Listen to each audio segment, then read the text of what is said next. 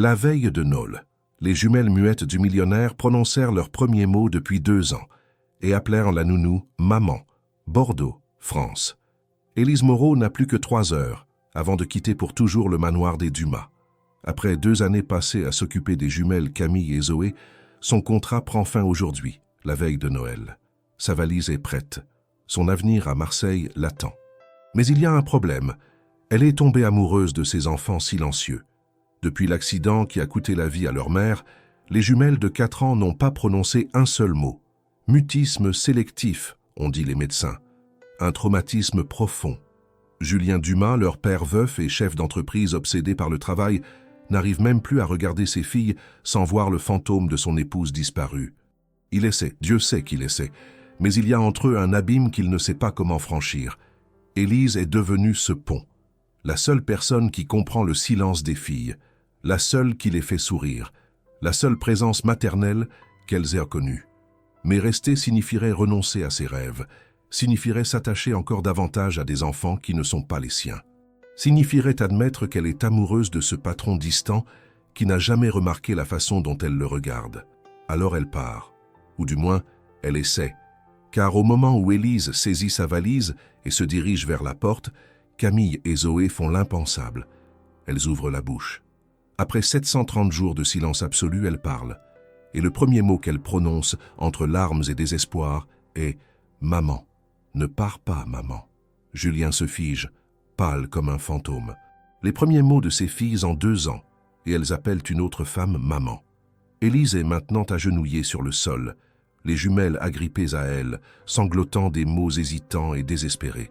Julien les observe, anéanti, comprenant trop tard que cette simple nounou est devenue le cœur battant de sa famille brisée.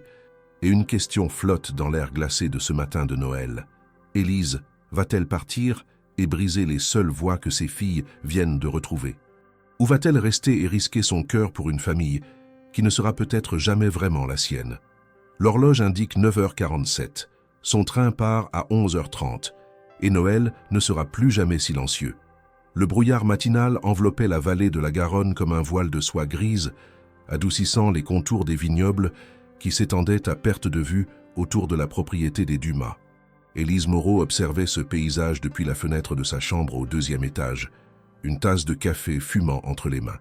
Décembre avait apporté avec lui cette lumière particulière du sud-ouest de la France, pâle et dorée, qui transformait même les matins les plus froids en tableaux impressionnistes. Dans 3 semaines exactement, elle quitterait cette maison, ces vignes, ce silence qu'elle avait appris à habiter comme une seconde peau. 3 semaines, 21 jours. Et déjà son cœur se serrait à cette pensée. Elle but une gorgée de café, un mélange corsé de grains éthiopiens que Julien commandait directement d'une torréfaction parisienne, et posa la tasse sur le rebord de la fenêtre. La maison commençait à s'éveiller. En bas, dans la cuisine, elle entendait Madame Beaumont, la gouvernante principale, s'affairer avec les casseroles pour préparer le petit déjeuner. Le cliquetis des couverts contre la porcelaine, le grincement du vieux parquet sous ses pas lourds, le sifflement de la bouilloire électrique. Tous ces sons familiers qui avaient rythmé ces 2 dernières années, ici, à Bordeaux, dans cette demeure qui ressemblait davantage à un musée qu'à un foyer. Élise avait 30 ans, des cheveux auburn qui tombaient en vagues souples jusqu'à ses épaules et des yeux noisettes où se lisait une douceur que la vie n'avait pas encore réussi à effacer. Elle portait un pull en laine beige tricoté main, cadeau de sa grand-mère bretonne, et un jean délavé, rien d'ostentatoire, rien qui ne puisse attirer l'attention. C'était exactement ce qu'elle recherchait, l'invisibilité polie d'une employée modèle. Pourtant, quelque chose avait changé au cours des derniers mois, quelque chose qu'elle n'arrivait pas encore à nommer, mais qui pulsait sous sa peau comme une promesse ou une menace. Elle quitta sa chambre et descendit l'escalier en colimaçon, ses pas étouffés par l'épais tapis persan qui recouvrait les marches. La demeure des Dumas était une bâtisse du XVIIIe siècle, restaurée avec soin et un goût impeccable. Les murs étaient ornés de boiseries sculptées, les plafonds décorés de moulures anciennes, et chaque pièce semblait raconter une histoire de luxe discret et de tradition préservée. C'était le genre de maison où l'on parlait à voix basse, où l'on marchait sans faire de bruit, où même les rires semblaient déplacés. Un endroit parfait pour des âmes brisées qui cherchaient refuge dans le silence. Élise poussa la porte de la cuisine. une vaste pièce carrelée de tommettes anciennes où trônait une immense table en bois massif. Madame Beaumont, une femme robuste d'une 60aine d'années aux cheveux gris tirés en chignon strict, était en train de disposer des croissants encore chauds dans une corbeille d'osier. « Bonjour, Élise », dit-elle sans lever les yeux, son accent du sud-ouest chantant légèrement. « Café frais dans la cafetière, les petites ne vont pas tarder. »« Merci, Madame Beaumont. » Élise se servit une seconde tasse et s'appuya contre le plan de travail en marbre. « Monsieur Dumas est déjà parti. »« Depuis 6h30. Réunion à Libourne avec les distributeurs. » La gouvernante soupira en arrangeant les serviettes en lin sur la table. « Cet homme ne dort jamais. » Élise ne répondit pas. Elle connaissait les horaires de Julien par cœur. Il quittait la maison avant l'aube et rentrait rarement avant 20h. Ses affaires dans le négoce du vin l'accaparaient entièrement, comme si travailler jusqu'à l'épuisement pouvait combler le vide laissé par la mort de sa femme, Caroline. Élise n'avait jamais connu Caroline Dumas, mais son fantôme hantait chaque recoin de cette demeure. Son portrait trônait toujours dans le grand salon, une femme blonde au sourire lumineux, élégante dans sa robe de soirée noire. Les jumelles avaient hérité de ses yeux bleus et de sa finesse de trait. « Elles dorment encore ?» demanda Élise, en regardant l'horloge murale qui indiquait 7h20. « Pas pour longtemps. Elles se lèvent toujours quand elles t'entendent descendre. » Madame Beaumont lui lança un regard entendu, presque maternel. « Elles vont te manquer, hein ?» Élise baissa les yeux vers sa tasse. « Oui, beaucoup. Et toi aussi, tu vas leur manquer. » La gouvernante s'essuya les mains sur son tablier, à carreaux bleus et blancs. « Je ne comprends toujours pas pourquoi tu pars, ma petite. Monsieur Dumas t'apprécie. Les enfants t'adorent. »« J'ai mes raisons, » répondit Élise doucement, sans développer. C'était la vérité. Elle avait ses raisons. Rester ici plus longtemps aurait été dangereux, pas physiquement, mais émotionnellement. Elle s'était attachée, trop attachée, aux jumelles, bien sûr, mais aussi à cette maison, à cette routine, à cet homme distant et impénétrable qui la regardait parfois avec une intensité qu'elle ne savait comment interpréter. Un bruit de petits pas précipités dans l'escalier interrompit ses pensées. 2 secondes plus tard, Camille et Zoé firent irruption dans la cuisine, pieds nus sur les tommettes froides, vêtus de leurs pyjamas assortis, celui de Camille orné de petites étoiles dorées, celui de Zoé de lunes argentées. Elles avaient 4 ans, des cheveux blonds coupés au carré qui encadraient leur visage rond, et ces yeux bleus immenses qui semblaient toujours chercher quelque chose qu'elles ne trouvaient jamais. Elles ne dirent rien. Elles ne disaient jamais rien. Camille courut directement vers Élise et enroula ses petits bras autour de sa jambe. Zoé suivit, plus timide, et se contenta de poser sa main sur le genou d'Élise. Leur manière de dire bonjour. Leur manière de dire « Je suis là, tu es là, nous existons ensemble ». Élise sentit sa gorge se nouer. Elle posa sa tasse et s'agenouilla pour être à leur hauteur, passant une main dans les cheveux de Camille, caressant la joue de Zoé. « Bonjour mes petites étoiles », murmura-t-elle en français, sa voix douce comme une berceuse. « Vous avez bien dormi ?» Camille hocha la tête avec vigueur. Zoé fit un petit sourire et montra du doigt la corbeille de croissants. « Ah, vous avez faim !» Élise se redressa et les guida vers la table. « Asseyez-vous, on va prendre le petit déjeuner ensemble. » Les jumelles obéirent, grimpant sur leur chaise haute avec l'aide d'Élise. Madame Beaumont déposa devant elle des bols de chocolat chaud fumant et des quartiers de clémentine pelées. Élise prépara leurs tartines, beurre et confiture de fraises pour Camille, miel d'acacia pour Zoé, en suivant leurs préférences à la lettre. Ces petits rituels comptaient énormément pour des enfants qui ne pouvaient pas exprimer leurs besoins par des mots. Pendant qu'elles mangeaient, Élise observait leur visage. Camille était la plus expressive des deux, ses sourcils s'arquant, ses lèvres formant des mouses ou des sourires selon son humeur. Zoé était plus réservée, presque solennelle, mais ses yeux parlaient pour elle, des océans d'émotions qu'Élise avait appris à déchiffrer au fil des mois. Le mutisme sélectif, c'était le diagnostic posé par le pédopsychiatre de Bordeaux 6 mois après la mort de Caroline. Un mécanisme de défense, avait-il expliqué à Julien. Un refuge face à un traumatisme trop lourd à porter. Les jumelles avaient été dans la voiture lors de l'accident. Elles avaient vu leur mère perdre le contrôle du véhicule sur une route glissante, percuter un platane. Elles étaient indemnes physiquement, protégées par leurs sièges auto à l'arrière. Mais quelque chose en elles s'était brisé ce jour-là. Et depuis, elles avaient choisi le silence. Élise avait été engagée 3 mois plus tard Quand Julien avait réalisé qu'il ne pouvait pas gérer seul 2 petites filles traumatisées tout en maintenant son empire viticole à flot. Elle n'était pas psychologue, ni orthophoniste, juste une jeune femme avec une formation en éducation de la petite enfance et une patience infinie. Mais peut-être que c'était exactement ce dont Camille et Zoé avaient besoin. Quelqu'un qui ne cherchait pas à les forcer à parler, qui acceptait leur silence comme une langue à part entière. « Élise !» Madame Beaumont la tira de ses pensées. « Tu les emmènes au parc aujourd'hui ? Il fait beau pour un mois de décembre. » Oui, après leur cours de dessin. Élise consulta mentalement leur emploi du temps. « On ira au jardin public. Elles adorent les cygnes. » Camille tapa des mains en entendant le mot « cygne », ses yeux pétillants d'excitation. Zoé hocha la tête avec un petit sourire. Une fois le petit déjeuner terminé, Élise aida les jumelles à s'habiller dans leur chambre. Une vaste pièce décorée dans des tons pastels, avec 2 lits jumeaux recouverts de couettes à motifs floraux, une bibliothèque débordant de livres illustrés et un coin jeu où s'entassaient poupées, peluches et puzzles. Les fenêtres donnaient sur les vignes, offrant une vue imprenable sur le domaine familial. Élise choisit pour Camille un pantalon en velours côtelé beige et un pull rouge à col roulé. Pour Zoé, une robe en laine grise avec des collants épais. Elle leur brossa les cheveux avec douceur, prit soin de nouer les lacets de leurs bottines fourrées et leur enfila leur manteau d'hiver, marine pour Camille, bordeaux pour Zoé. « Voilà, vous êtes parfaites, » dit-elle en les regardant dans le miroir en pied. « Prêtes pour notre matinée ?» Les jumelles hochèrent la tête en chœur. La salle de dessin se trouvait au rez-de-chaussée, une ancienne bibliothèque que Julien avait transformée en atelier créatif pour ses filles. Les murs étaient recouverts de leurs œuvres, des gribouillis colorés, des empreintes de mains, des collages maladroits mais touchants. Une grande table basse occupait le centre de la pièce, entourée de coussins moelleux. Des étagères croulaient sous le matériel artistique, crayons de couleur, feutres lavables, peinture à l'eau, pâte à modeler, papier de toutes les textures.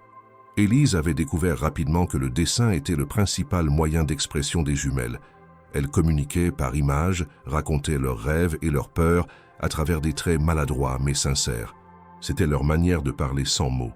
Elle installa Camille et Zoé à la table, déposa devant elles des feuilles blanches et des boîtes de crayons neufs. « Aujourd'hui, on dessine quelque chose qu'on aime.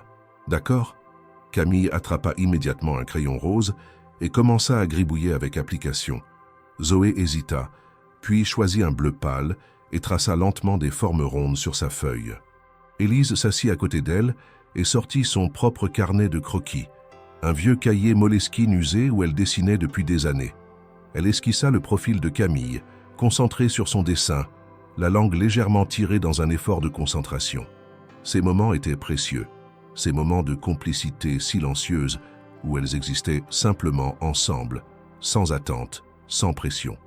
20 minutes plus tard, Camille tendit fièrement son dessin à Élise. C'était une figure féminine aux cheveux roux, clairement Élise, entourée de 2 petites silhouettes. Au-dessus, un soleil jaune énorme.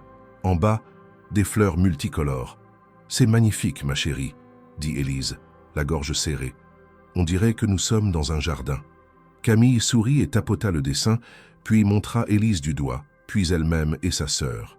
Le message était clair, nous 3 ensemble. Zoé, plus lente, terminait son propre dessin. Quand elle le montra à Élise, celle-ci sentit son cœur se figer. C'était une maison, leur maison, avec 3 fenêtres éclairées. Devant la porte, 3 silhouettes. Mais au-dessus de la maison, Zoé avait dessiné quelque chose d'étrange, une étoile isolée séparée des autres, entourée de noir. « C'est très beau, Zoé », murmura Élise en caressant les cheveux de la petite. Mais une inquiétude sourde s'insinuait en elle. Cette étoile solitaire, était-ce ainsi que Zoé se percevait? Isolée, séparée. Ou était-ce Élise qu'elle représentait, celle qui allait bientôt partir? Le reste de la matinée passa dans une routine bien rodée.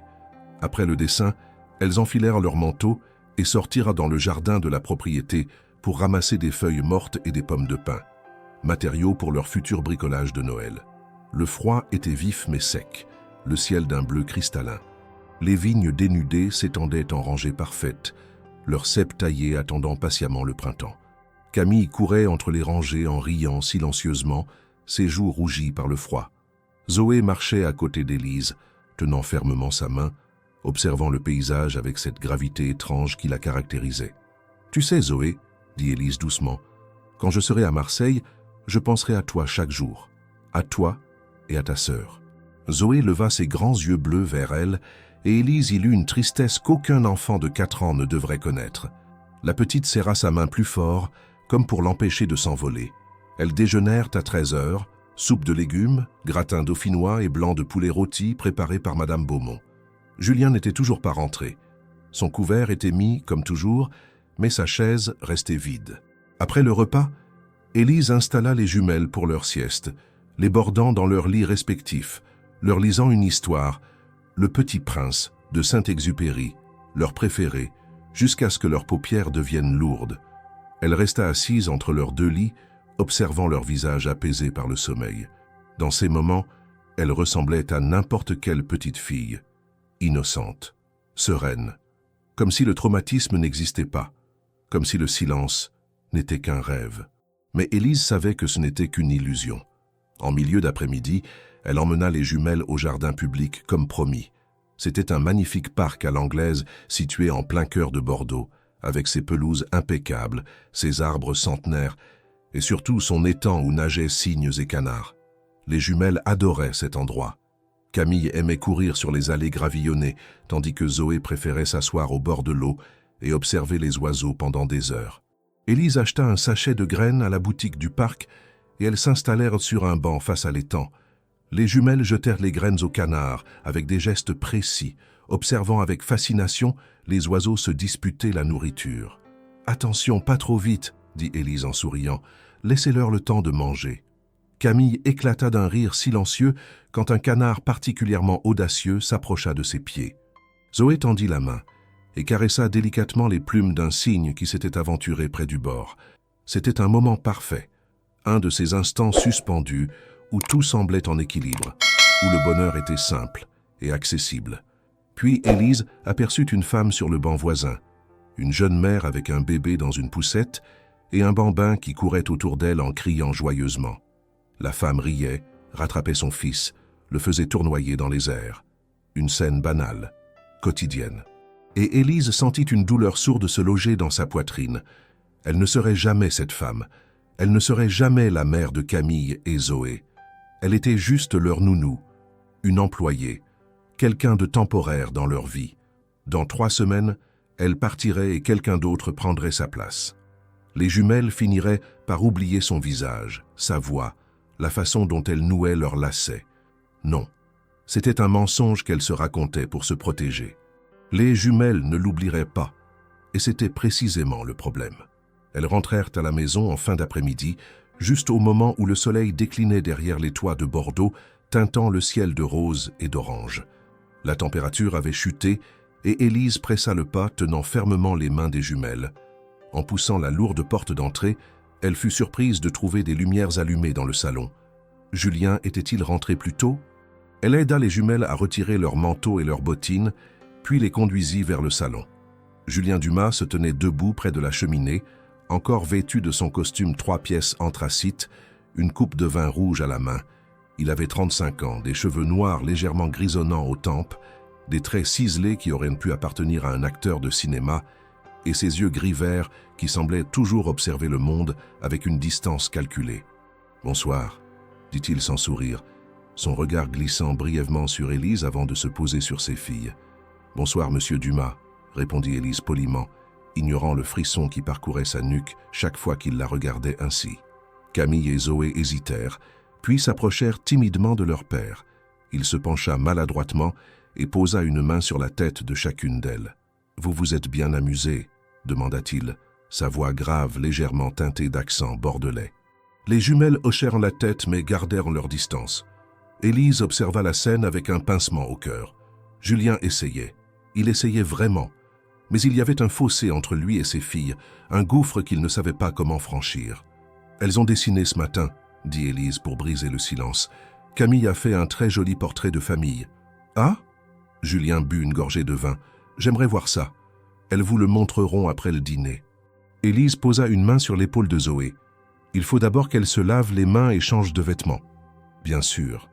Il se redressa, manifestement soulagée de ne pas avoir à prolonger l'interaction. « J'ai à vous parler, mademoiselle Moreau, après avoir couché les enfants. » Le cœur d'Élise fit un bond dans sa poitrine. « Bien sûr, monsieur. » Le dîner fut une affaire silencieuse et guindée.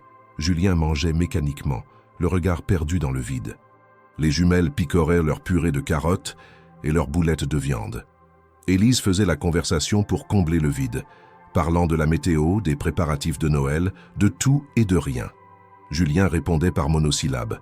Après le repas, Élise accompagna Camille et Zoé à l'étage pour leur bain et leur rituel du coucher. Elle les lava, leur brossa les dents, leur enfila leur pyjama propre et les installa dans leur lit.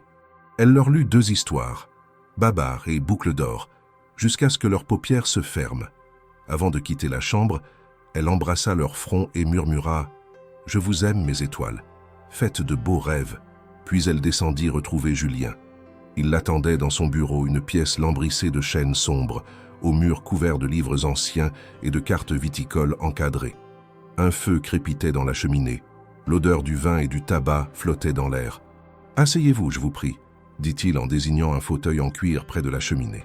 Élise obéit, les mains croisées sur ses genoux. Son cœur battait trop vite. Julien resta debout, dos à elle, contemplant les flammes. Le silence s'étira, lourd et inconfortable. « Mademoiselle Moreau, commença-t-il enfin, sa voix basse et mesurée, je sais que votre contrat se termine le 24 décembre. Je sais aussi que vous avez des projets à Marseille. Oui, monsieur. Mais j'aimerais vous faire une proposition. » Il se retourna et Élise fut frappée par l'intensité de son regard. « Je vous offre de renouveler votre contrat pour 6 mois supplémentaires, avec une augmentation de salaire de 20%. » Élise cligna des yeux, surprise. « Monsieur, je... » « Les enfants ont besoin de vous, » l'interrompit-il, sa mâchoire crispée. « Elles se sont attachées. Vous êtes la seule stabilité qu'elles connaissent depuis. » Il s'interrompit, incapable de prononcer le nom de sa femme. « Je ne veux pas les bouleverser davantage. » Élise sentit une boule se former dans sa gorge. « Je suis touché, monsieur Dumas, vraiment. Mais j'ai déjà signé un bail pour un local à Marseille. J'ai investi mes économies dans ce projet, je ne peux pas. » 30%, coupa-t-il, une note de désespoir perçant dans sa voix. « Et des horaires aménagés, vous auriez vos week-ends.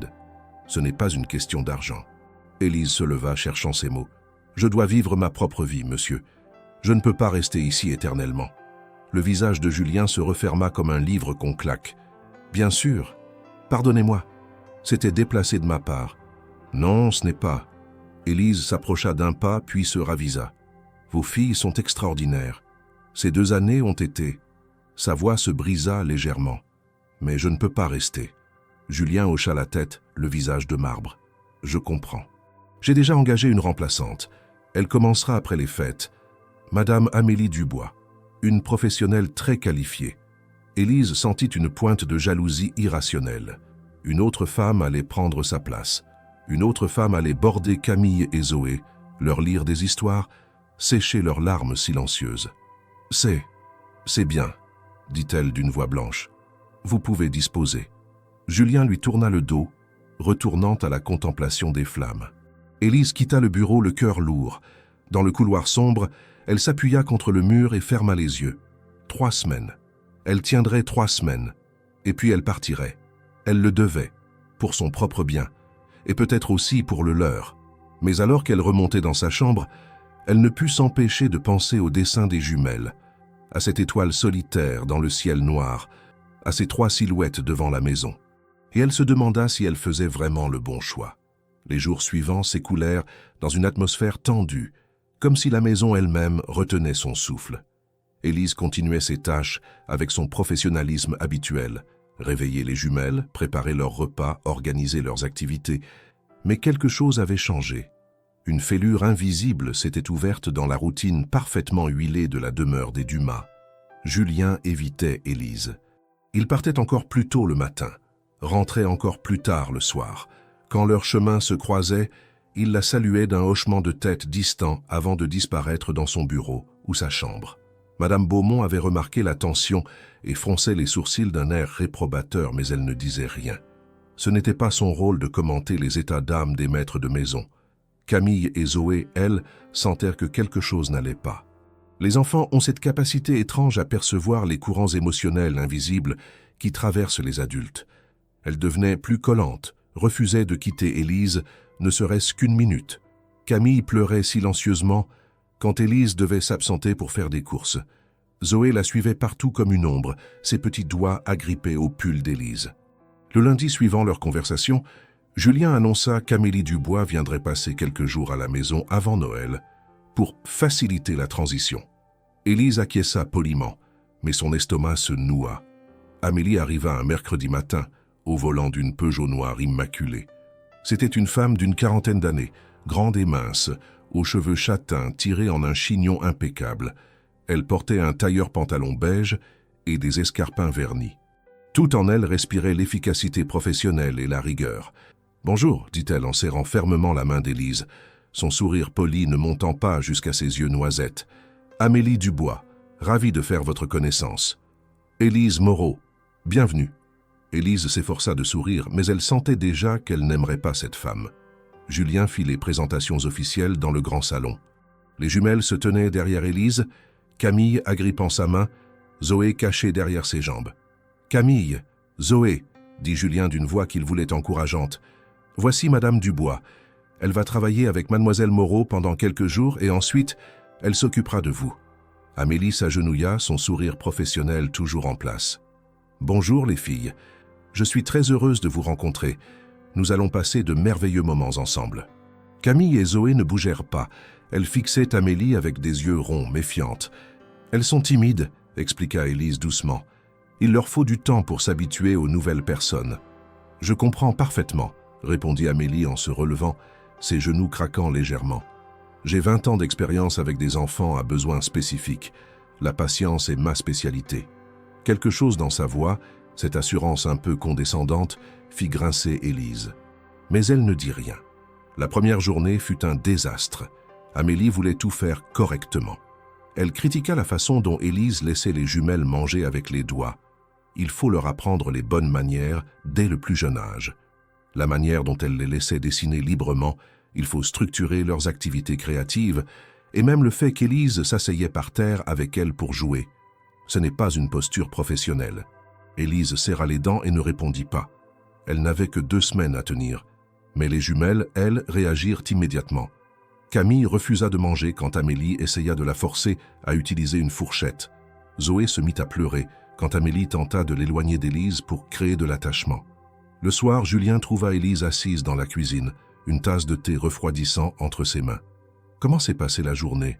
demanda-t-il, s'appuyant contre le plan de travail. Élise leva les yeux vers lui. Pour la première fois depuis des jours, il la regardait vraiment. Et dans ses yeux gris-vert, elle lut quelque chose qui ressemblait à de l'inquiétude. « Amélie est très professionnelle, » dit-elle prudemment. Mais Camille et Zoé ont besoin de douceur, pas de méthode. » Élise soupira. « Elles ne sont pas des cas à gérer, monsieur Dumas. Ce sont des petites filles blessées qui ont besoin d'amour. » Julien fronça les sourcils. « Vous pensez qu'Amélie n'est pas qualifiée ? Je pense qu'elle est très qualifiée. Trop, peut-être. » Élise but une gorgée de thé froid et grimaça. « Les jumelles n'ont pas besoin d'une éducatrice, elles ont besoin d'une. » Elle s'interrompit, incapable de terminer sa phrase. « D'une mère, » compléta Julien, sa voix soudain rauque. Le silence tomba entre eux, lourd et chargé de sens. « Oui, » murmura finalement Élise, « elles ont besoin d'une mère. » Julien détourna le regard. « Leur mère est morte, je sais. » Élise posa sa tasse. « Mais peut-être qu'elles ont besoin de quelqu'un qui... » Elle s'arrêta encore, consciente qu'elle s'aventurait sur un terrain dangereux. « Qui joue ce rôle ?» termina Julien. Il la regarda de nouveau, et cette fois, il y avait quelque chose de douloureux dans ses yeux. Quelqu'un comme vous. Élise sentit sa gorge se serrer. « Monsieur Dumas, Julien. » Il s'approcha d'un pas. « Appelez-moi Julien, s'il vous plaît. »« Julien » répéta-t-elle, le prénom étrange sur sa langue. « Je ne peux pas rester. Nous en avons déjà discuté. »« Je sais. » Il passa une main dans ses cheveux, un geste de frustration inhabituel chez cet homme si contrôlé. « Mais ces 2 dernières années, vous avez été plus qu'une employée pour mes filles. Vous le savez, n'est-ce pas ? » « Oui. » Élise sentit les larmes monter. « Et c'est précisément pour ça que je dois partir. Parce que je ne suis pas leur mère. Je n'ai aucun droit sur elles. Et rester plus longtemps ne ferait que rendre la séparation plus douloureuse. » Pour elle? Demanda Julien, sa voix à peine un murmure. Ou pour vous? Élise ne répondit pas, parce qu'elle ne connaissait pas la réponse. Les jours suivants furent un calvaire. Amélie essayait d'imposer ses méthodes avec une détermination inébranlable, et les jumelles résistaient avec la seule arme dont elles disposaient, le refus absolu. Elles ne mangeaient pas quand Amélie les nourrissait. Elles ne dessinaient pas quand Amélie organisait des ateliers créatifs structurés. Elles refusaient de se laisser habiller, laver ou même toucher par cette étrangère. Et chaque soir, Amélie se plaignait à Julien. « Ces enfants sont extrêmement difficiles », disait-elle d'un ton pincé. « Elles ont été trop gâtées. Il va falloir rétablir des limites claires. » Julien écoutait, le visage fermé. Mais Élise voyait bien qu'il était de plus en plus préoccupé. Le vendredi, une semaine exactement avant Noël, les choses atteignirent un point de rupture. Amélie avait décidé que les jumelles devaient commencer à manger comme des jeunes filles bien élevées. Elle avait préparé un déjeuner formel dans la salle à manger, nappes blanches immaculées, couverts en argent, verres en cristal, et avait placé Camille et Zoé sur leurs chaises avec des instructions strictes. « Tenez votre fourchette correctement », ordonnait-elle. « Non, pas comme ça, comme ceci. » Et ne parlez pas la bouche pleine. Les jumelles, bien sûr, ne parlaient pas du tout, mais elles ne mangeaient pas non plus. Élise observait la scène depuis le seuil de la porte, les poings serrés. Elle voulait intervenir, mais ce n'était plus son rôle. Amélie était officiellement en charge maintenant. « Mademoiselle Camille, » dit Amélie d'une voix ferme, « vous devez manger votre purée, immédiatement. » Camille secoua la tête, les lèvres pincées. « Ce n'est pas négociable. » Amélie attrapa la fourchette et essaya de porter une cuillerée de purée aux lèvres de Camille. Ce fut l'erreur de trop. Camille repoussa violemment l'assiette, qui tomba avec fracas sur le sol, éclaboussant la nappe de purée orange. Puis elle se leva d'un bond et courut vers Élise, ses petits bras s'enroulant autour de ses jambes, son visage enfoui dans son pull. « Camille !» aboya Amélie, rouge de colère. « Vous revenez ici immédiatement. » Mais Zoé s'était levée aussi, rejoignant sa sœur, toutes deux agrippées à Élise comme des naufragés à une bouée. Élise s'agenouilla et les enlaça, sentant leur petit corps trembler. « Chut, mes étoiles !» murmura-t-elle. « Tout va bien. Tout va bien. Ce comportement est inacceptable. » Amélie s'approcha, les mains sur les hanches. « Mademoiselle Moreau, vous ne devez pas les encourager dans leurs caprices. » Élise leva les yeux vers elle, et pour la première fois, elle ne put contenir sa colère. « Ce ne sont pas des caprices, Madame Dubois. Ce sont des enfants traumatisés qui ont besoin de douceur, pas de discipline militaire. Comment osez-vous? » « J'ose, parce que j'ai passé 2 ans avec elles. 2 ans à apprendre leur langage, à comprendre leur peur, à gagner leur confiance. » Élise se releva, les jumelles toujours accrochées à elle. « Et vous venez ici avec vos méthodes et votre arrogance, et vous détruisez tout en quelques jours. »« Je n'ai pas à écouter ça, » cracha Amélie. « Je vais en parler à Monsieur Dumas. »« Parfait, faites-le. » Amélie quitta la pièce en trombe, ses talons claquant sur le parquet. Élise ferma les yeux, son cœur battant à tout rompre. Elle venait de franchir une ligne. Elle le savait, mais elle ne regrettait rien. 1 heure plus tard, Julien la convoqua dans son bureau. Il était debout près de la fenêtre, dos à elle, les mains croisées dans le dos. La tension dans ses épaules était palpable. « Amélie m'a raconté ce qui s'est passé, » dit-il sans se retourner. « Je m'en doute. » Élise resta près de la porte, droite et digne malgré la peur qui lui nouait le ventre. Elle dit que vous avez sapé son autorité, que vous avez encouragé les enfants dans leur désobéissance. Ce n'est pas ce qui s'est passé. Alors, dites-moi votre version. » Il se retourna enfin, et Élise fut frappée par l'épuisement qu'elle lut sur son visage. Il avait l'air d'un homme au bout du rouleau. Elle lui raconta tout, la rigidité d'Amélie, les méthodes inadaptées, la détresse des jumelles. Elle ne mâcha pas ses mots. Quand elle eut terminé, Julien s'assit lourdement dans son fauteuil et se frotta le visage. « J'ai fait une erreur, » dit-il finalement, sa voix rauque. « Amélie vient avec d'excellentes références, mais vous avez raison, elle n'est pas faite pour mes filles. » Élise sentit un soulagement immense l'envahir. « Qu'allez-vous faire? La renvoyer ?» Il leva les yeux vers elle. « Et vous supplier encore une fois de rester. » « Julien, je sais. » Il leva une main pour l'arrêter. « Je sais ce que vous allez dire, mais écoutez-moi, s'il vous plaît. » Il se leva et s'approcha d'elle, et Élise dut lutter contre l'envie de reculer. « Mes filles ont perdu leur mère. Elles vivent dans le silence depuis 2 ans. Et la seule personne qui a réussi à les atteindre, c'est vous.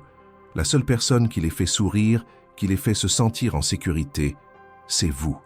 Ce n'est pas juste, murmura Élise, les larmes brouillant sa vision. Ce n'est pas juste de me demander de sacrifier mes rêves pour... Pourquoi?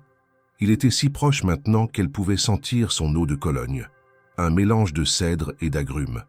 Pour mes filles? Pour moi? Le silence s'étira entre eux, chargé d'une électricité dangereuse. « Je ne peux pas rester », dit finalement Élise, sa voix brisée. « Pas comme ça, pas comme leur employé, c'est trop douloureux. Alors, restez autrement. » Les mots sortirent de Julien comme un aveu arraché. Restez comme quelqu'un qui fait partie de cette famille. Élise le regarda, incrédule. « Qu'est-ce que vous dites ?»« Je dis que... » Il inspira profondément. « Je dis que vous êtes déjà plus qu'une employée pour mes filles. Et peut-être que vous êtes plus qu'une employée pour moi aussi. » Le cœur d'Élise s'arrêta. « Julien. » « Ça ne répondez pas maintenant, » dit-il rapidement, reculant d'un pas comme s'il regrettait déjà ses paroles. « Réfléchissez, s'il vous plaît. Jusqu'à Noël. Réfléchissez. » Élise quitta le bureau, la tête tournant, le cœur en désordre. Elle monta directement dans sa chambre, ferma la porte à clé et s'effondra sur son lit. Qu'est-ce qui venait de se passer? Julien avait-il vraiment dit? Non, c'était impossible. Il était son employeur, le père des enfants dont elle s'occupait. Un homme riche et distant qui ne montrait jamais ses émotions. Mais il l'avait regardée comme un homme regarde une femme qu'il désire, qu'il apprécie, qu'il aime peut-être. Et elle, comment le regardait-elle? Élise ferma les yeux et se força à l'honnêteté. Depuis combien de temps remarquait-elle la façon dont ses cheveux retombaient sur son front quand il était fatigué? Depuis combien de temps son cœur battait-il plus vite quand il entrait dans une pièce? Depuis combien de temps imaginait-elle ce que ce serait d'être plus que l'employé dans cette maison? Non, murmura-t-elle à voix haute. Non, non, non. Elle ne pouvait pas tomber amoureuse de Julien Dumas. C'était ridicule, dangereux, un cliché de mauvais roman. Mais le cœur ne suivait pas toujours la raison. Le lendemain, Amélie fit ses valises et quitta la maison, le visage fermé. Julien lui régla 3 mois de salaire en compensation et elle partit sans un regard en arrière. Les jumelles, elles, semblaient soulagées. Elles retrouvèrent un peu de leur joie tranquille, même si Élise notait qu'elles étaient encore plus collantes qu'avant, comme si elle craignait qu'elles aussi disparaissent soudainement. Les jours précédant Noël prirent une qualité étrange, suspendue hors du temps. Élise et Julien se parlaient peu, mais leurs regards se croisaient souvent, chargés de questions non posées et de réponses non données. La maison se parait de décorations, guirlandes de sapins, couronnes de houx, bougies parfumées à la cannelle. Madame Beaumont préparait des sablés de Noël et des pains d'épices. Les jumelles décoraient l'immense sapin dans le salon, accrochant des boules de verre soufflées et des étoiles argentées. C'était presque parfait, presque. Le 23 décembre au soir, Élise entreprit de préparer ses derniers cadeaux pour Camille et Zoé. Elle avait passé des semaines à assembler 2 albums photos, des dizaines de clichés pris au cours des 2 dernières années. Les jumelles au parc, les jumelles en train de dessiner, les jumelles riant silencieusement pendant une bataille de neige, les jumelles endormies, joue contre joue. Sur chaque page, elle avait écrit un petit message. « Tu te souviens de ce jour où nous avons nourri les cygnes? Regarde comme tu as grandi depuis cette photo. Tu seras toujours ma petite étoile. » Elle enveloppa les albums dans du papier doré, ajouta des rubans rouges et les cacha dans son armoire. Elle les donnerait aux jumelles le lendemain matin, le jour de son départ. Cette nuit-là, elle ne dormit presque pas. Elle resta allongée dans le noir, écoutant les bruits de la maison, le craquement du parquet, le chuchotement du vent dans les arbres, le tic-tac de l'horloge du couloir. À 3 heures du matin, elle entendit des pas légers, des petits pieds nus sur le parquet. Elle se leva, enfila sa robe de chambre et ouvrit sa porte. Dans le couloir faiblement éclairé par les veilleuses, elle vit Camille et Zoé, en pyjama, main dans la main, debout devant sa porte. « Les filles » murmura Élise en s'agenouillant. « Qu'est-ce que vous faites debout ?» Camille tenait quelque chose dans sa main libre. Un dessin plié. Elle le tendit à Élise. Élise le déplia avec des doigts tremblants. C'était un dessin simple, 3 silhouettes sous un toit. Une femme aux cheveux roux au centre, tenant les mains de 2 petites filles. Au-dessus, écrit en lettres maladroites et tremblantes. « Ne pars pas. » Élise sentit les larmes couler sur ses joues. Oh, mes étoiles! Camille et Zoé se jetèrent dans ses bras, et elle les serra fort, si fort, comme si elle pouvait les garder près d'elle pour toujours. « Je suis désolée, » murmura-t-elle contre leurs cheveux. « Je suis tellement désolée. » Elle les ramena dans leur chambre, les borda, resta assise entre leurs lits jusqu'à ce qu'elles se rendorment. Puis elle retourna dans sa chambre, le dessin serré contre son cœur, et elle pleura jusqu'à l'aube. Le matin du 24 décembre arriva trop vite. Élise se réveilla avec les yeux gonflés et le cœur lourd. C'était son dernier jour. Dans quelques heures, elle monterait dans sa voiture et partirait vers Marseille, vers sa nouvelle vie, vers sa liberté. Alors pourquoi avait-elle l'impression d'être en train de se jeter en prison? Elle s'habilla lentement, jean noir, pull blanc en cachemire, bottes en cuir. Elle brossa ses cheveux, se maquilla légèrement pour cacher les traces de sa nuit blanche. Puis elle prit les 2 albums emballés et descendit. La maison sentait la cannelle et les oranges confites. Dans la cuisine, Madame Beaumont préparait le repas de réveillon, une oie rôtie, des marrons glacés, une bûche au chocolat. Elle leva les yeux quand Élise entra et secoua tristement la tête. « C'est vraiment ton dernier jour, ma petite. »« Oui. » Élise posa les cadeaux sur la table. « Pour Camille et Zoé, vous leur donnerez après mon départ? Pourquoi ne pas les leur donner toi-même? »« Parce que... » Élise s'interrompit, la gorge serrée. « Parce que les adieux sont déjà assez difficiles. » Madame Beaumont contourna la table et la prit dans ses bras. « Tu es une bonne fille, Élise. Ces petites ont eu de la chance de t'avoir. »« Merci, » murmura Élise. Elle entendit des bruits de pas dans l'escalier. Les jumelles descendaient. Elle inspira profondément et se prépara mentalement.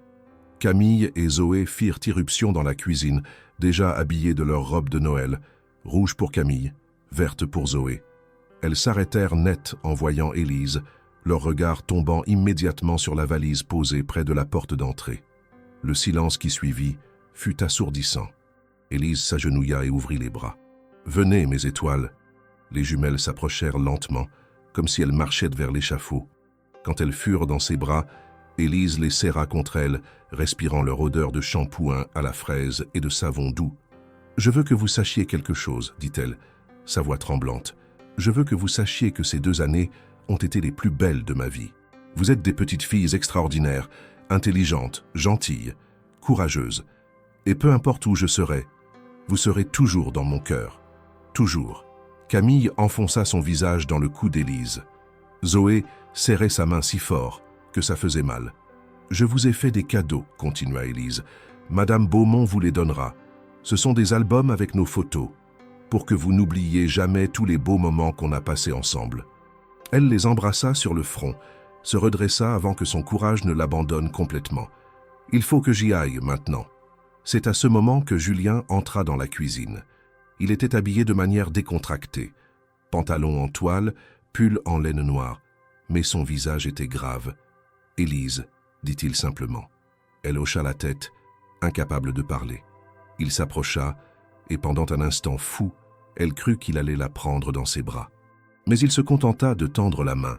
« Merci pour tout ce que vous avez fait pour mes filles. » Elle serra sa main, ferme, chaude, un contact qui dura une seconde de trop. « Prenez soin d'elle, » murmura-t-elle. « Je vais essayer. » Elle se dirigea vers la porte, attrapa sa valise. Chaque pas lui coûtait une énergie considérable, comme si elle marchait dans la boue. Elle ouvrit la porte. L'air froid de décembre s'engouffra dans la maison. « Élise !» Elle se retourna. Camille et Zoé s'étaient avancées, main dans la main, leur visage levé vers elle. Et dans leurs yeux bleus, elle vit quelque chose qui ressemblait à de la panique, de la détresse pure. Zoé ouvrit la bouche. Ses lèvres tremblaient. Elle semblait lutter contre quelque chose d'invisible, de douloureux. « Zoé !» murmura Élise, le cœur battant. Et alors, l'impossible se produisit. « Ma !» Le son était à peine audible, une vibration étranglée dans l'air. « Maman !» Le monde s'arrêta. Élise laissa tomber sa valise. Julien se figea, le visage blanc comme un linge. Madame Beaumont porta une main à sa bouche. « Ne !» Camille, à son tour, sa voix rouillée par 2 ans de silence. « Ne pars pas, maman. » Les jumelles se mirent à pleurer, de vraies larmes, accompagnées de sons, de sanglots brisés, de mots maladroits et balbutiants, qui jaillissait comme une digue qui cède. « Maman, reste, maman. » Élise tomba à genoux, et les jumelles coururent vers elle, s'effondrant dans ses bras. Elle les serra contre elle, ses propres sanglots se mêlant aux leurs, incapable de parler, incapable de penser. Elle parlait. Après 2 ans de silence, elle parlait. Et elle l'appelait maman. Le temps sembla se suspendre dans un instant d'une pureté absolue. Élise, à genoux sur le sol froid de l'entrée, serrait Camille et Zoé contre elle tandis que leurs sanglots emplissaient la maison d'une mélodie brisée mais vivante. Des voix. Après 2 ans de silence, ces petites gorges produisaient enfin des sons. Maladroits, tremblants, mais réels. Julien n'avait pas bougé.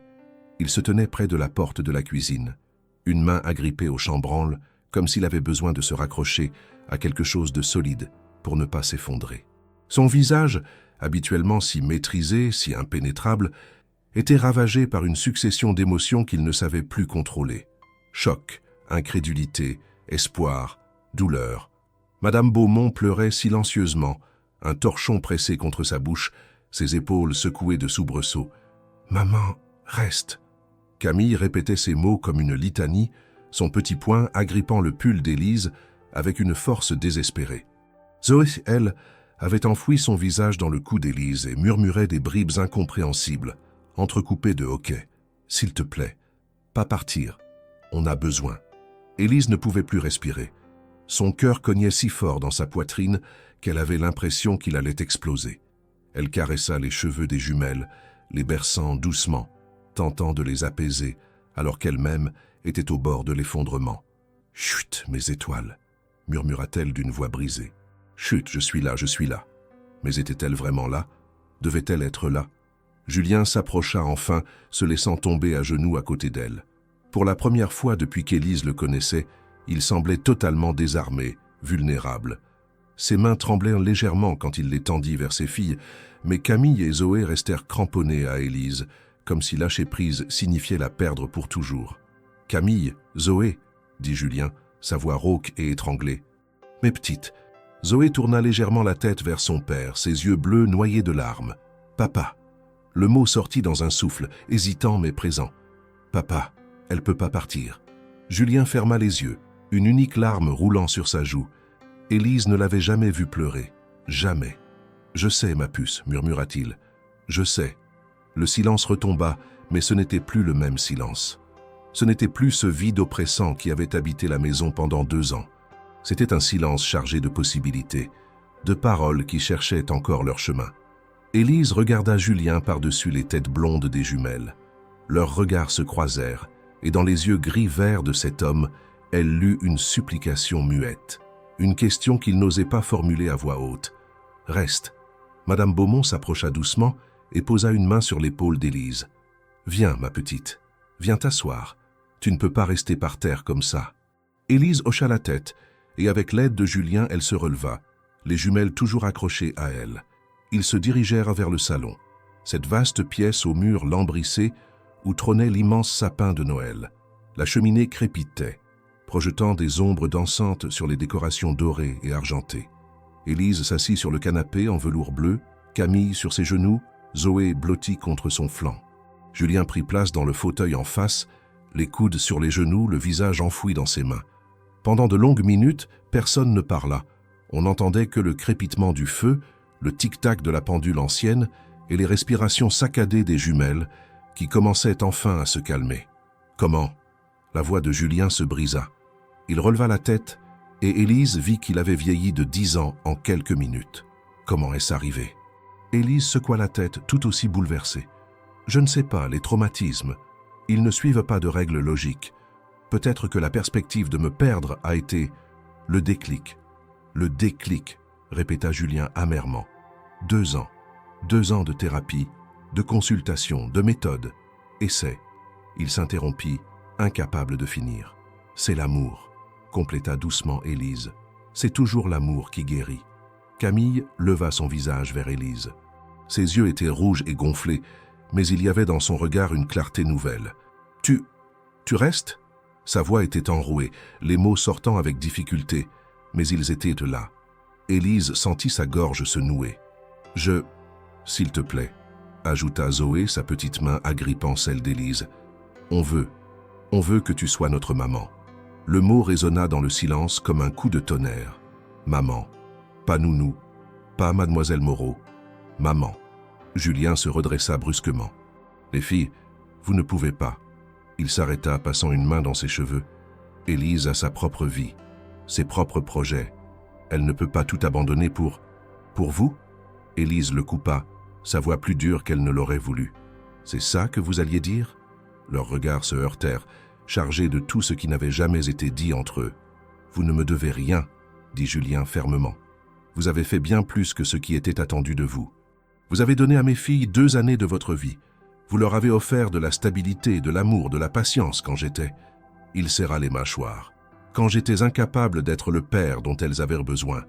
Mais je ne peux pas vous demander de renoncer à vos rêves. Ce serait égoïste. Et si mes rêves avaient changé? Les mots sortirent d'Élise avant qu'elle puisse les retenir.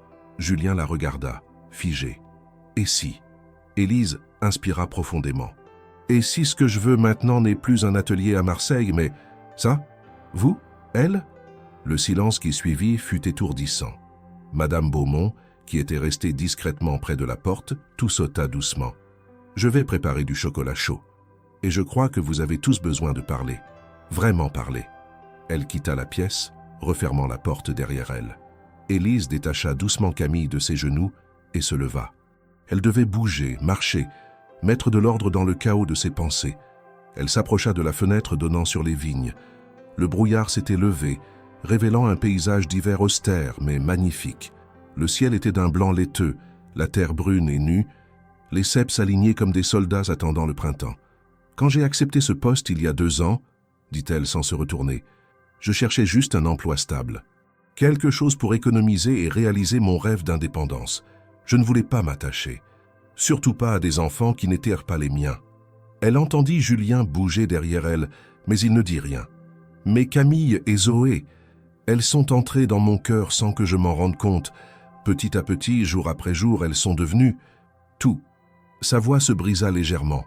Et vous aussi, Julien. Même si vous étiez distant, même si vous vous cachiez derrière votre travail et votre chagrin, je vous voyais. Je voyais l'homme que vous étiez avant la tragédie. L'homme que vous pourriez être à nouveau. Elle se retourna enfin. Julien s'était levé et se tenait au milieu de la pièce, les poings serrés, le visage bouleversé. Les jumelles, toujours sur le canapé, les observaient avec des yeux immenses. « Je suis tombée amoureuse de cette famille brisée, » continua Élise, les larmes coulant librement sur ses joues, « et j'ai eu peur. Peur de ne pas avoir ma place, peur que vous ne me voyiez que comme une employée, peur de m'accrocher à quelque chose qui n'était pas vraiment à moi. Alors j'ai décidé de partir, pour me protéger. Élise, la voix de Julien n'était qu'un murmure.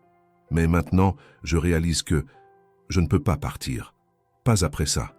Elle regarda Camille et Zoé. Elles ont parlé. Pour moi. À cause de moi. Elles m'ont appelée maman et je... Elle ferma les yeux, laissant la vérité éclater enfin. Je veux être leur maman. Je veux faire partie de cette famille, si vous me voulez. Le silence qui suivit sembla durer une éternité. Puis Julien traversa la pièce en quelques enjambées et prit le visage d'Élise entre ses mains.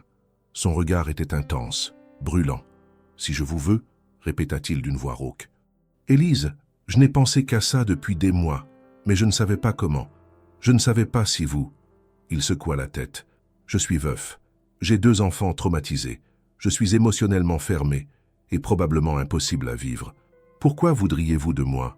Élise sourit à travers ses larmes. « Parce que sous tout ça, il y a un homme bon. Un homme qui aime ses filles plus que tout. Un homme qui a juste oublié comment vivre après avoir perdu sa femme. »« Tiens, Caroline !» dit Julien, prononçant pour la première fois ce nom devant Élise. « Elle s'appelait Caroline, et je l'aimais. Je sais, mais elle est partie. » Julien ferma les yeux, sa voix tremblante. « Et pendant 2 ans, j'ai vécu comme un fantôme. Je me suis enterré dans le travail pour ne pas affronter la réalité. Mes filles ont arrêté de parler, et je me suis dit que c'était de ma faute, que je n'étais pas assez bon, pas assez présent. Julien.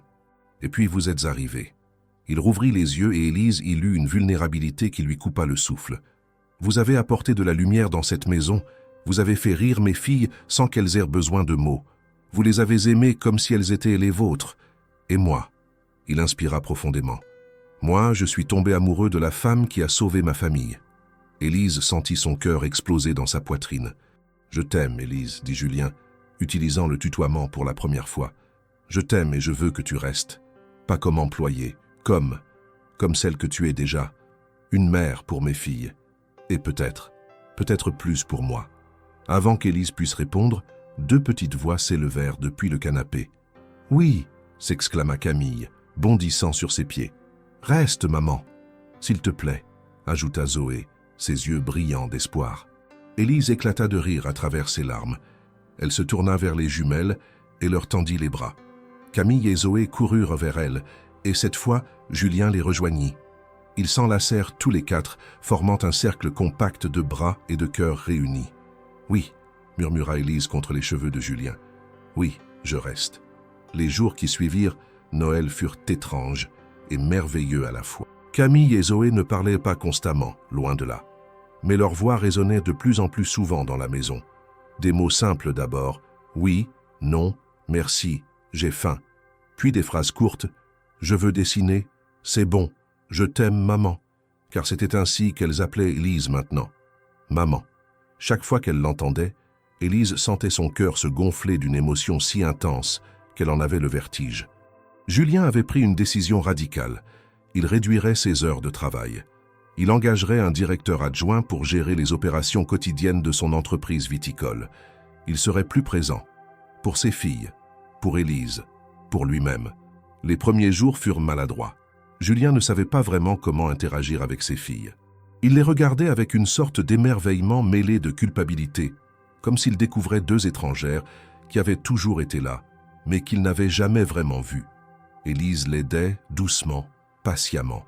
Elle lui montrait comment s'asseoir par terre avec elle pour jouer, comment lire une histoire en changeant les voix selon les personnages, comment préparer un goûter en laissant les jumelles étaler du beurre de cacahuète sur leurs tartines, même si c'était désordonné. Un après-midi, elle le trouva assis dans la salle de jeu, Camille sur ses genoux, en train de regarder un album photo. C'était l'album de Caroline. Élise s'arrêta sur le seuil, prête à se retirer, mais Julien leva les yeux et lui fit signe d'approcher. « Viens », dit-il simplement. Elle s'assit à côté de lui. Zoé grimpa immédiatement sur ses genoux. « C'est maman Caroline », dit Camille, en pointant une photo de la jeune femme blonde souriante. Sa voix était encore hésitante, les mots venant lentement, mais ils venaient. « Oui », répondit Julien doucement. « C'était votre première maman. Elle vous aimait très fort. » Camille hocha la tête, puis regarda Élise. « Et maintenant, on a maman Élise. » Élise sentit sa gorge se serrer. « Votre maman Caroline sera toujours votre maman, ma chérie. Personne ne peut remplacer l'amour qu'elle avait pour vous. Mais on peut avoir deux mamans ?» demanda Zoé, ses grands yeux bleus levés vers Élise. « Oui, » dit Élise en caressant ses cheveux. « On peut avoir deux mamans, une dans le ciel et une ici. » Julien posa sa main sur celle d'Élise. « Caroline aurait aimé que ce soit toi, » murmura-t-il. « Elle aurait voulu que mes filles soient aimées et heureuses. » C'était la première fois qu'il parlait de Caroline de cette façon, non pas comme un fantôme qu'il devait oublier, mais comme une part de leur histoire qu'il fallait honorer tout en continuant d'avancer. Le nouvel an arriva dans une atmosphère de renouveau. Julien organisa un petit réveillon, juste eux quatre, plus Madame Beaumont qui refusa de les laisser sans sa bûche au marron maison. À minuit, ils sortirent dans le jardin pour regarder les feux d'artifice qui éclataient au-dessus de Bordeaux, des gerbes de lumière colorée illuminant le ciel noir. Camille et Zoé sautillaient d'excitation, leurs petites voix criant « C'est beau !» et « Encore !» Julien passa un bras autour des épaules d'Élise et l'attira contre lui. « Bonne année !» murmura-t-il à son oreille. « Bonne année !» répondit-elle en se blottissant contre sa chaleur. « Tu sais ce que je souhaite pour cette année ? » « Quoi ? Que tu deviennes officiellement une Dumas. » Élise se figea et leva les yeux vers lui. « Julien, tu es en train de... » « Je ne te demande pas de m'épouser maintenant, » dit-il rapidement, un sourire nerveux aux lèvres. « Je sais que c'est trop tôt, que nous devons apprendre à vivre ensemble d'abord, mais je veux que tu saches que c'est ce que je veux.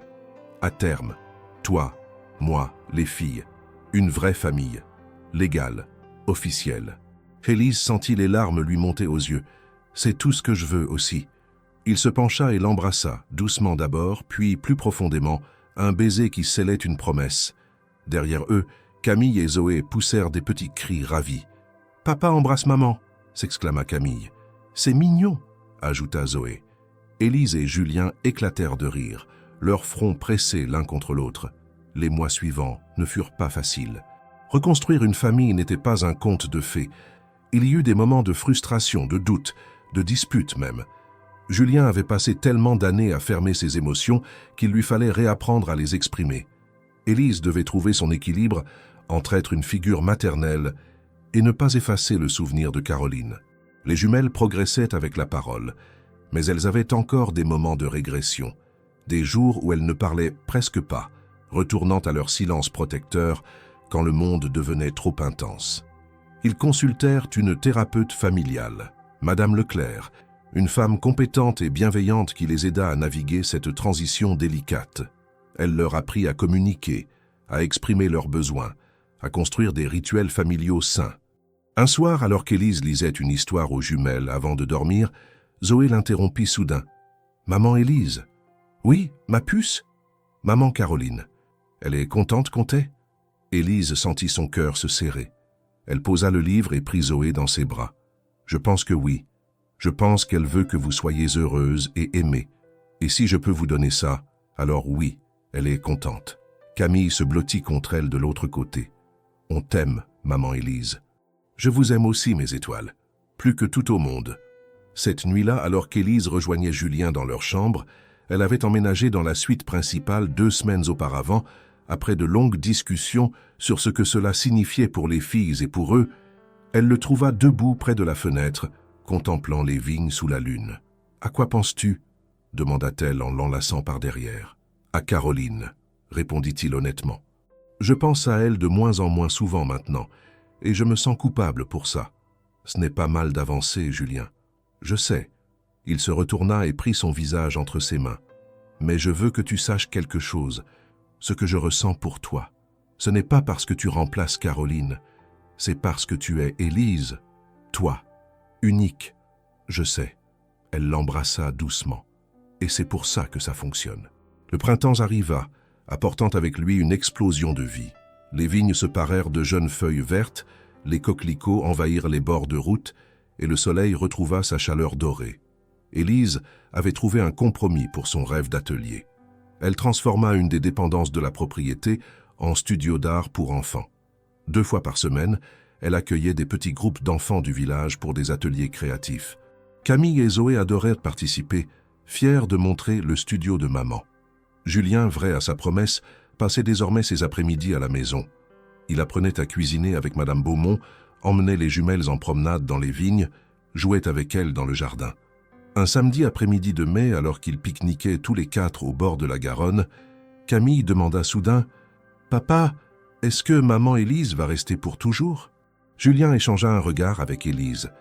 Ils en avaient parlé, beaucoup, et ils avaient pris une décision. « Oui, » répondit Julien en souriant. « En fait, j'ai quelque chose à vous montrer. » Il sortit un petit écrin de velours de sa poche. Élise sentit son cœur bondir. « Élise Moreau, » dit Julien en ouvrant la boîte pour révéler une bague délicate, un saphir entouré de diamants. « Veux-tu m'épouser? Veux-tu devenir officiellement la maman de Camille et Zoé et ma femme ?» Les jumelles poussèrent des cris de joie avant même qu'Élise puisse répondre. « Dis oui, maman !» supplia Camille. « Dis oui !» renchérit Zoé. Élise rit à travers ses larmes. « Oui, oui, bien sûr que oui. » Julien glissa la bague à son doigt et les jumelles se jetèrent sur eux pour un câlin collectif qui les fit tous tomber dans l'herbe, riant et pleurant à la fois. Le mariage eut lieu en septembre, dans le jardin de la propriété, sous un ciel d'un bleu parfait. C'était une cérémonie intime, juste la famille proche, quelques amis, et bien sûr Madame Beaumont qui pleura pendant toute la cérémonie. Élise portait une robe simple, en dentelle ivoire, une couronne de fleurs sauvages dans ses cheveux auburn. Camille et Zoé, en robe blanche assortie, tenaient des paniers de pétales de rose. Quand le maire de Bordeaux demanda si quelqu'un s'opposait à cette union, Camille leva la main. « Oui » dit le maire surpris. « Je veux dire quelque chose » déclara Camille d'une voix claire. Elle se tourna vers Élise. « Merci d'être notre maman. On t'aime très fort. ajouta Zoé. Il n'y eut pas un œil sec dans l'assemblée. Après avoir échangé leurs vœux et leurs alliances, Julien embrassa Élise, tandis que les invités applaudissaient. Les jumelles coururent les enlacer, formant leur cercle familial parfait.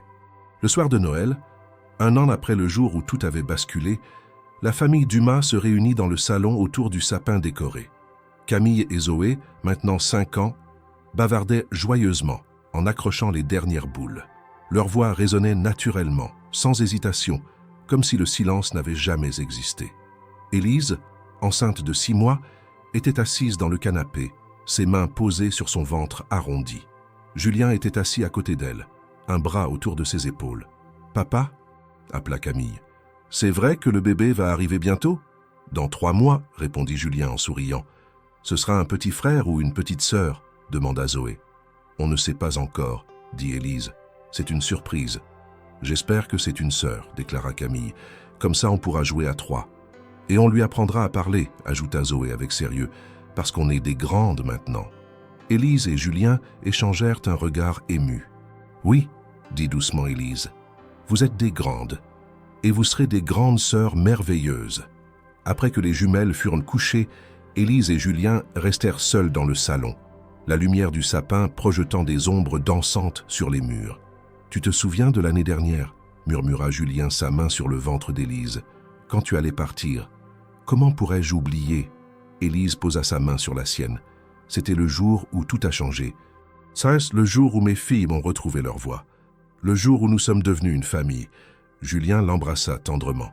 Je n'aurais jamais imaginé que le silence puisse conduire à tant de bonheur. Ce n'est pas le silence qui nous a conduits ici, dit Élise en posant sa tête sur son épaule. C'est l'amour. L'amour qui persiste même dans le silence. L'amour qui trouve toujours un moyen de s'exprimer. Dehors, la première neige de l'hiver commençait à tomber, saupoudrant les vignes endormies d'une fine couche blanche. Dans la maison, tout était chaleur, lumière et vie. La famille Dumas n'était plus brisée. Elle avait été reconstruite, pièce par pièce, mot par mot, sourire par sourire. Et dans le silence paisible de cette nuit de Noël, on pouvait presque entendre le murmure d'une promesse, celle d'un avenir plein d'espoir, de voix et d'amour.